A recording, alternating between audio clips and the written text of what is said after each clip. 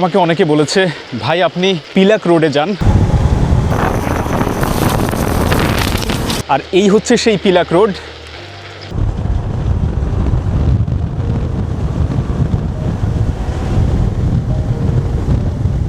আমি জানি না অন্য কেউ এটা এক্সপিরিয়েন্স করছে কিনা, আমার ভয়েসটা লিটারালি ইকো হচ্ছে। গত বছর ঠিক এই নদীর জলোচ্ছ্বাসের কারণেই বাংলাদেশে বন্যা হয়েছে, ভয়াবহ বন্যা হয়েছে। আর আমি এখন যেই রাস্তা দিয়ে হাঁটছি দেখে মনে হবে যে আমি সৌদি আরবের কোনো গুহা কিংবা পাহাড়ি রাস্তায় হাঁটছি।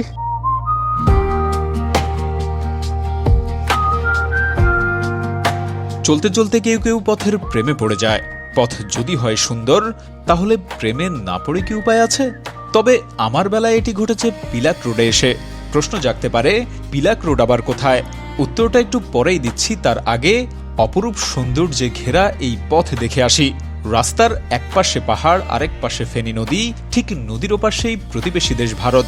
এখানে আপনি যেদিকেই তাকাবেন, এই পথের মুগ্ধতা আপনাকে টেনে আরো পথের গভীরে নিয়ে যাবে।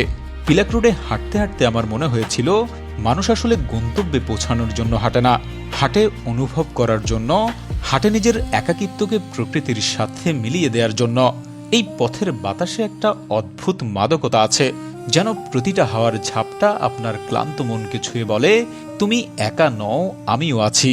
কখনো মনে হয় এই পথ আমাকে দেখছে, আমার ভেতরের গল্পগুলো পড়ছে, আর নীরবে সেগুলো নিজের বুকের মধ্যে জমা করে রাখছে। সূর্য যখন ধীরে ধীরে পাহাড়ের পেছনে ডুবে যায়, আকাশটা রং বদলায়, কমলা, লাল, তারপর গাঢ় নীল। ঠিক তখনই পিলাক রোড হয়ে ওঠে এক জীবন্ত ক্যানভাস। আর আমি শুধু একজন পথিক, যে এই সৌন্দর্যের সামনে দাঁড়িয়ে নিজেকে বারবার হারিয়ে ফেলছে।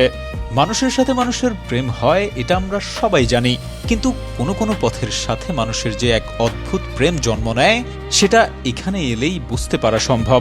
পিলাক রোড আমার কাছে ঠিক তেমনই একটা পথ, একটা অনুভূতি, একটা অদেখা টান, একটা নীরব প্রেম, যেখানে কোনো প্রতিশ্রুতি নেই, তবুও বারবার ফিরে যেতে ইচ্ছে করে।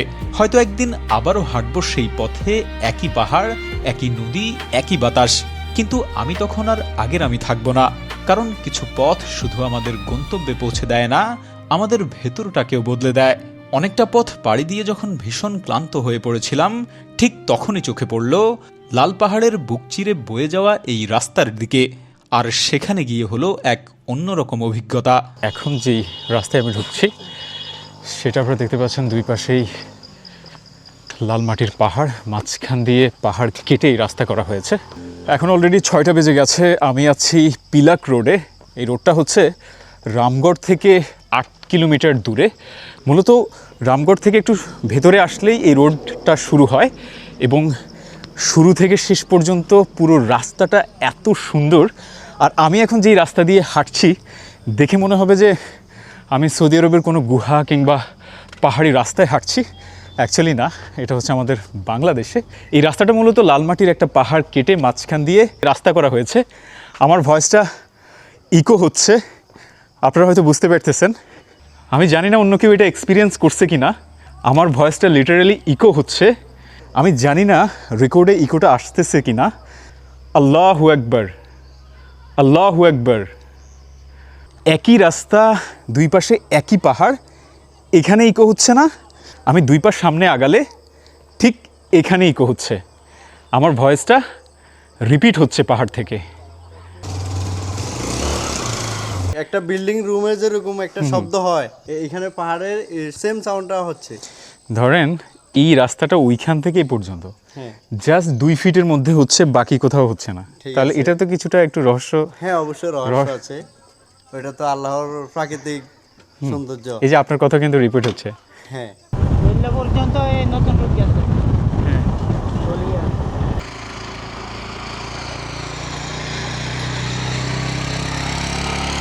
আমার পেছনে দেখতে পাচ্ছেন ইন্ডিয়া। আমি এখন একেবারে বর্ডারের পাড়ে দাঁড়িয়ে আছি। মাঝখানে যে দেখতে পাচ্ছেন এটাই হচ্ছে ফেনী নদী। গত বছর ঠিক এই নদীর জলোচ্ছ্বাসের কারণেই বাংলাদেশে বন্যা হয়েছে, ভয়াবহ বন্যা হয়েছে। মূলত এই নদীর মাধ্যমেই পানি বাংলাদেশে ঢুকেছে। এই নদীর ওই পাড়েই হচ্ছে ইন্ডিয়া। আমি আপনাদেরকে যদি একটু দেখাই, বেশ কয়েকজন রাখালকে দেখা যাচ্ছে গরু চড়াতে। ওই যে ওইখানে কয়েকটা বাচ্চা বসে আগুন জ্বালাচ্ছে।